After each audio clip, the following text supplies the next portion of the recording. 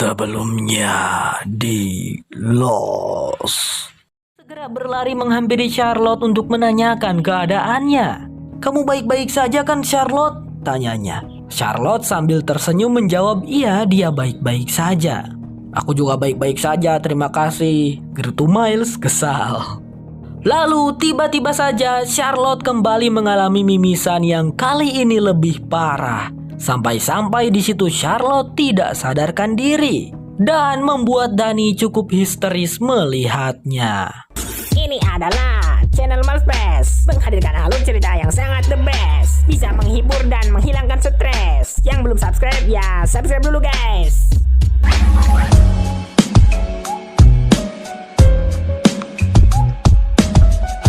Inilah Lost Season 5 episode 4. Scene dibuka dengan masa waktu tahun 2007. Melanjutkan yang kemarin, Kate tampak bersiap-siap hendak pergi untuk membereskan masalah yang dia punya sekarang. Kate meminta Sunhwa untuk menjaga Eren sementara dirinya pergi. Kate sangat bersyukur ada Sunhwa yang mau membantunya di saat sulit seperti ini. Berbarengan dengan perginya Kate, ada seorang pria yang mengantarkan sebuah paket kepada Sunhwa. Wanita itu lantas membukanya. Hanya sebuah kotak berisi coklat, tapi ternyata di bawahnya ada sebuah pistol.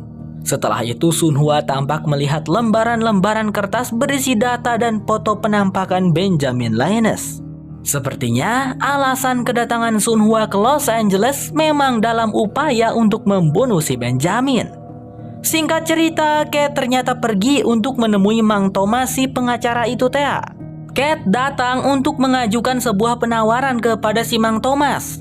Kate bersedia memberikan sampel darahnya dengan syarat ia ingin bertemu dahulu dengan kliennya Mang Thomas ini. Tetapi Mang Thomas dengan santai berkata, "Kate, kau ini sekarang tidak dalam posisi bisa mengajukan persyaratan. Kami punya surat pengadilannya, kami bisa mengirimkan sheriff untuk menangkapmu. Tapi klienku ini ingin penyerahan hak asuh Eren dilakukan dengan damai," ucapnya Mang Thomas. "Apa? Penyerahan hak asuh Eren?" tanya Kate. "Ya, itu benar Kate. Kau harus mempersiapkan dirimu, karena kau akan kehilangan Eren," ucapnya Mang Thomas. Sementara itu di rumah sakit, Jack dan Said sedang berdebat. Said ingin mereka segera pergi untuk menolong Hurley sebab Ben mengetahui keberadaan Hurley. Sedangkan Jack berkata bahwa Ben sekarang ada di pihak mereka, jadi tidak apa-apa. Perdebatan itu terhenti saat seorang dokter wanita memanggil Jack karena ada sesuatu yang ingin dia bicarakan dengan Jack. Setelah berada di luar dan sedang berbicara, Jack tiba-tiba ditelepon oleh Hurley yang mengatakan bahwa dirinya aman. "Oh, syukurlah kalau Said baik-baik saja, Jack. Aku sekarang berada di penjara. Aku melakukan persis seperti yang Said suruh. Benjamin tidak akan bisa membawaku, hehehe," kata Hurley. Jack bingung maksudnya gimana nih? Seharusnya kan Hurley ikut dengan Benjamin. Tapi telepon keburu ditutup. Benjamin lalu muncul di sana menyapa Jack, panjang umur. Di saat yang sama, Said di ruangannya didatangi oleh seorang perawat yang berkata akan memberikan obat kepada Said. Tapi tiba-tiba perawat itu menembakkan pistol bius. Untungnya Said sudah mengantisipasi. Dia dengan segera berusaha mencekik perawat itu. "Katakan padaku siapa atasanmu," gertaknya Said. Si perawat itu menyerah. Ia berkata alamatnya ada di sakunya. Said segera mengambil pistol bius si perawat ini lalu menembaknya, membuat si perawat seketika pingsan tak berdaya. Said segera merogoh-rogoh saku si perawat dan ditemukanlah kertas alamat tersebut. Jack dan Benjamin baru muncul, kaget melihat apa yang terjadi di sana. Said lalu bertanya pada mereka berdua, apakah ada yang tahu siapa yang tinggal di alamat bla bla bla bla ini? Jack terkejut. "Itu kan alamatnya Kate." Jack buru-buru menelepon Kate, menanyakan keadaannya, lalu menyuruh Kate dan Eren pergi dari rumah. Tapi Kate tentu saja bilang dirinya bersama Eren sudah pergi kok dari rumah. Kate juga menceritakan tentang Sunhwa yang berada di Los Angeles. "Katanya sih ada urusan bisnis Jack. Eren bersama Sunhwa sekarang," kata Kate. Ia juga memberitahukan di mana posisinya berada sekarang. Setelah telepon ditutup, Jack berkata pada Ben dan Said dirinya akan pergi menemui Kate. Ben lalu mengajak Said untuk menjemput Hurley di penjara. "Percayalah padaku, Said. Aku ingin membantu kalian," bujuknya Ben. Said akhirnya bersedia ikut, tapi harus ia yang menyetir. Singkat cerita, Jack berhasil menemukan keberadaan Kate yang sedang berada di dalam mobilnya. Di situ Kate bercerita bahwa dirinya sedang mendapatkan masalah. "Jack, ada seseorang yang mengetahui kebohongan kita. Tahu bahwa aku bukanlah ibu kandung Aaron. Mereka berniat merebut Aaron dariku," rengeknya Kate mengadu. Belum saja Jack menanggapi, Kate menyuruh Jack masuk ke mobilnya karena sedari tadi ia menunggu si Mang Thomas pergi dari kantornya. Sekarang si Mang Thomas tampaknya hendak pergi dengan mobilnya, Kate harus mengikutinya. Singkatnya guys, Kate dan Jack berhasil mengikuti Mang Thomas hingga sampai di sebuah kompleks perumahan. Setelah diselidiki dan diamati, ternyata Mang Thomas bertemu dengan kliennya yang tak lain tak bukan adalah Bu Carol, ibunya Claire guys. Kate terhenyak. Dia bisa apa sekarang? Ia akan segera kehilangan Aaron. Namun Jack berkata kepada Kate bahwa dirinya akan mencoba berbicara dengan Bu Carol. Jack akan meyakinkan Bu Carol bahwa yang mereka berdua lakukan ini yaitu berbohong tentang semuanya, itu demi kebaikan Aaron. "Aaron adalah keluargaku juga, Kate. Biarkan aku berbicara dengan Bu Carol," ucapnya Jack sambil menenangkan Kate.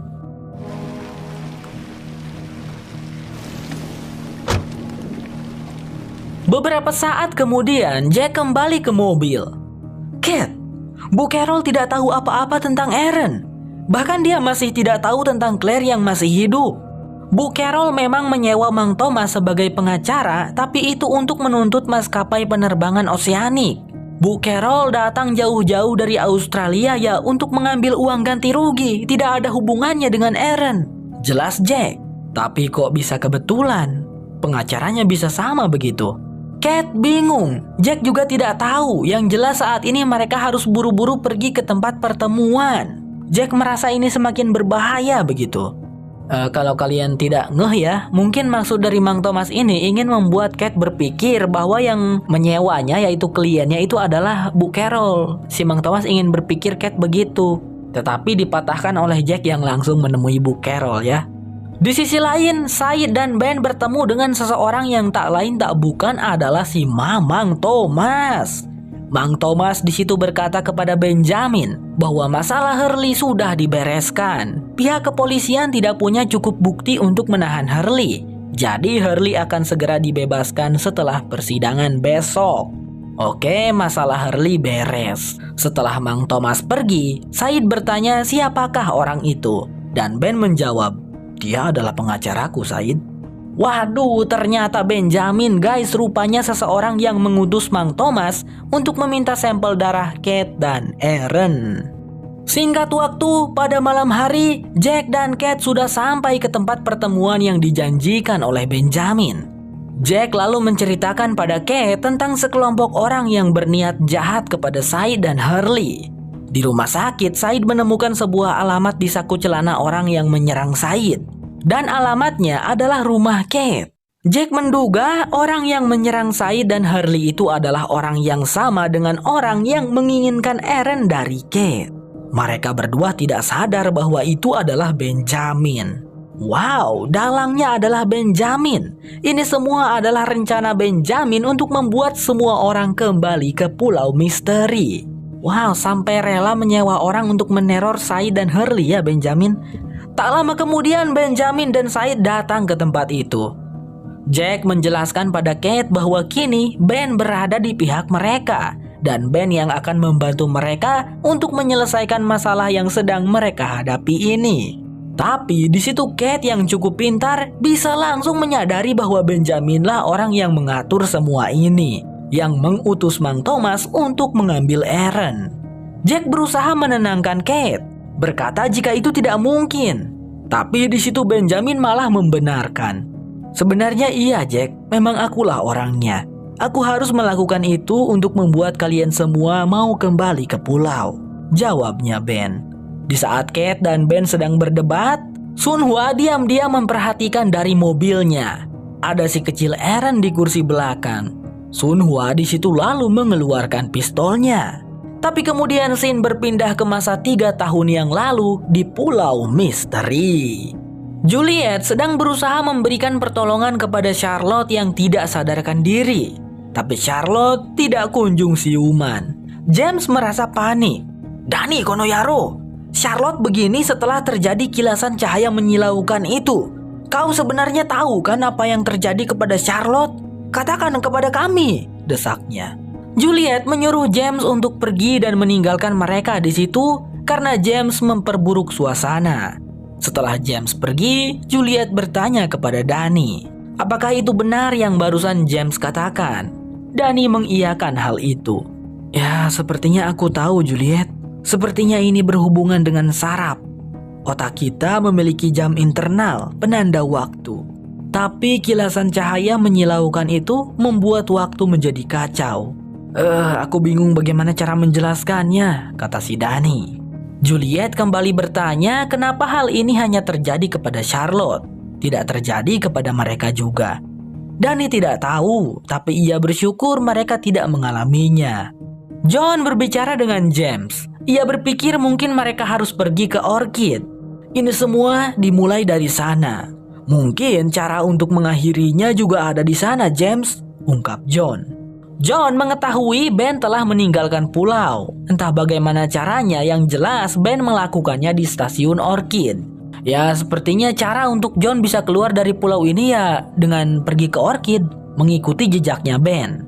Setelah meninggalkan pulau, John akan membuat Jack, Sayid, Hurley, Sunhwa, dan Kate untuk kembali ke pulau ini. Begitulah satu-satunya cara untuk menyelamatkan mereka. Karena ini semua terjadi akibat Jack dan kawan-kawan yang meninggalkan pulau. Tapi John, bukannya kapal Charles meledak? Kupikir mereka semua sudah meninggoy, tanyanya James. John lalu meyakinkan bahwa teman-teman mereka itu masihlah hidup. James merasa lega. Lalu di sana Charlotte akhirnya siuman. Dani terlihat sangat senang dan lega. Pas bangun, Charlotte hanya bilang dirinya sedikit pusing. Lalu James segera menyuruh semuanya untuk mulai bergerak karena mereka harus menuju ke Orchid. Singkat cerita, saat hari sudah malam, James dan kawan-kawan masih dalam perjalanannya. Katanya sih mereka mau ke pesisir pantai dulu karena di pesisir pantai ada perahu. Nanti mereka akan naik perahu itu untuk sampai ke sisi lain pulau. Sebab lokasi Orchid lumayan jauh jaraknya untuk berjalan kaki. Lalu tiba-tiba mereka melihat sebuah cahaya yang menyorot ke langit. Melihat hal itu, John sepertinya mengetahui apa itu. Saat yang lainnya bertanya-tanya cahaya apakah itu gerangan, John menyuruh agar sebaiknya mereka menjauh saja dari sumber cahaya tersebut. Karena ya sebenarnya cahaya itu berasal dari pintu palka stasiun Swan. Ini adalah malam ketika Boone meninggoy, guys. Dan John Locke waktu itu menangis di atas pintu palka itu saat cahaya itu bersinar. Desmond yang menyalakan cahaya tersebut kalau kalian lupa. Tiba-tiba di situ Miles mulai mengalami mimisan. Miles mulai ketar-ketir. Tak berselang lama terdengar suara jeritan seorang wanita dari kejauhan. James, John, dan semuanya sangat terkejut. James lalu menyuruh semuanya untuk jangan bergerak. Dia yang akan memeriksa dari manakah sumber suara tersebut. Dan ternyata setelah James pergi untuk memeriksanya, itu adalah jeritan suara Claire saat sedang berusaha melahirkan bayinya. Di mana di sana Kate sedang membantu proses persalinannya.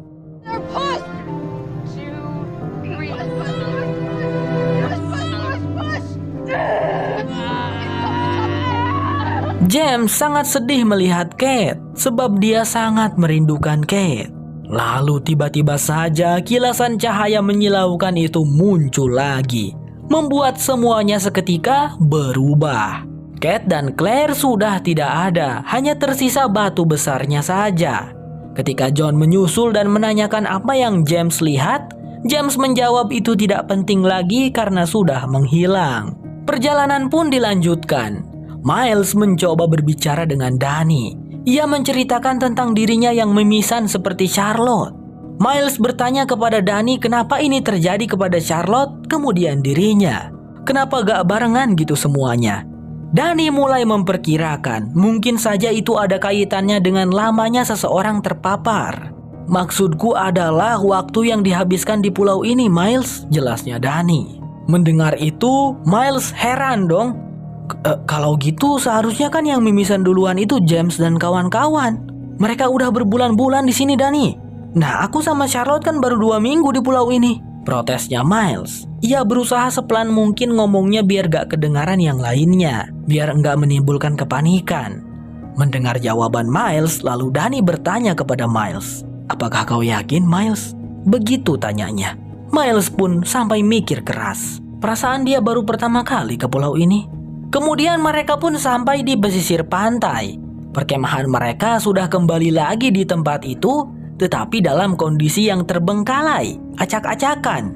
Tidak ada siapapun di sana. Keadaannya seperti sudah bertahun-tahun berlalu.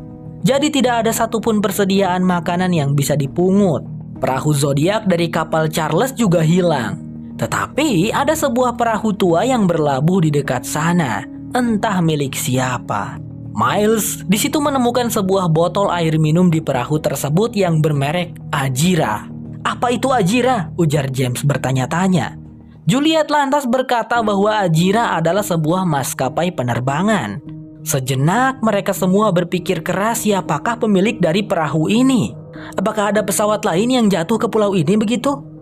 Tapi di situ John menyarankan agar mereka bergegas menggunakan perahu ini untuk pergi ke Orchid. Ya, semuanya pun setuju. By the way, kalian harus mengingat perahu ini ya guys. Sama maskapai penerbangan Ajira-nya juga harus diingat. Around that point. How far is this place? Better when we're going by motorboat.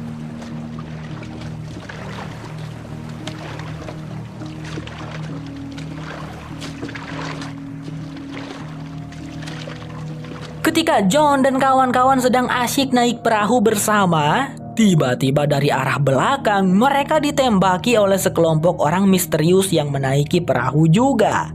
Tentu saja John, James, dan kawan-kawan langsung saja ngebut setengah mati. Dayung punya James tertembak. Dimintalah dayung punya Juliet. Sehingga Juliet kini punya kesempatan untuk memegang senjata api lalu mulai membalas menembaki. Tampaknya tembakan Juliet berhasil mengenai salah satu orang di belakang itu. Dan di momen mendebarkan itu, kilasan cahaya menyilaukan muncul. James baru kali ini ia sangat senang melihat kilasan cahaya datang. Tetapi ternyata mereka berpindah waktu ke malam hari di tengah hujan badai yang dahsyat. James sangat menyesal karena tadi dirinya sempat senang dengan kilasan cahaya. John lantas memberi aba-aba pada semuanya untuk mendayuh perahu kembali ke daratan. Untungnya mereka berhasil lolos dari badai tersebut dan sampai ke pesisir pantai. Akan tetapi, John tidak bisa mengetahui mereka sedang berada di wilayah mana sekarang. Harus menunggu matahari muncul dulu untuk bisa menentukan arah. Jadi ya, mereka harus menunda perjalanan. James yang sedang mengobrol dengan Juliet tiba-tiba terkejut ketika melihat Juliet mulai mimisan. Wah, ini jadi urutannya Charlotte, Miles, kemudian Juliet. Tapi di situ Charlotte mengalihkan perhatian semuanya saat dia menemukan puing-puing. Dari kondisinya sih kayak baru gitu puing-puingnya, terbawa arus laut. John lalu menemukan sebuah kotak yang ada tulisannya berbahasa Perancis. Adakah yang bisa berbahasa Perancis? Tanya John. Sontak saja scene kamera langsung menyorot sekelompok orang yang berada di lautan. Di atas perahu karet darurat mereka, berusaha mencari daratan. Bang Sam tidak mengerti apa kata mereka karena berbahasa Perancis dan gak dikasih subtitlenya. Lalu salah seorang dari mereka melihat ada seseorang yang terombang-ambing di atas sebuah puing. Tampaknya seseorang itu tidak sadarkan diri. Lantas mereka segera menghampiri dan menolong. Setelah seseorang tersebut ditarik ke dalam perahu mereka, ternyata itu adalah si Mamang Jinsu, teman-teman. Singkat cerita, ketika hari sudah terang, sekelompok orang Perancis itu sudah berhasil sampai ke daratan. Tentu saja pesisir pantai Pulau Misteri. Jinsu di situ juga sudah siuman. Salah seorang dari kelompok itu menyapa Jinsu dengan bahasa Inggris. Untungnya Jinsu sudah bisalah sedikit-sedikit bahasa Inggris. Jinsu diberi air minum, lalu tentu saja ditanyai dari mana dan bagaimana bisa berada di lautan. Jinsu di situ hanya bilang kalau perahunya tenggelam. Lantas wanita Perancis tersebut menanyakan nama Jinsu, kemudian memperkenalkan juga namanya, yaitu adalah Daniel Russell. Daniel ibunya Alex, guys. Ini adalah masa lalu. Ternyata Daniel semasa mudanya cantik dan bening juga ya guys ya. Jinsu tentu saja terkejut mendengar namanya Daniel Russell. Kalau kamu suka dengan channel ini, jangan lupa pencet subscribe ya teman-teman. Sampai jumpa lagi di episode berikutnya. Bye-bye. 아무것도 몰라 하는 듯 표정 좀 봐요. 이젠 지쳐가요, 이젠 지쳐가요. 우리 그만 만나요. 난 모든 걸 알고 있어, baby I don't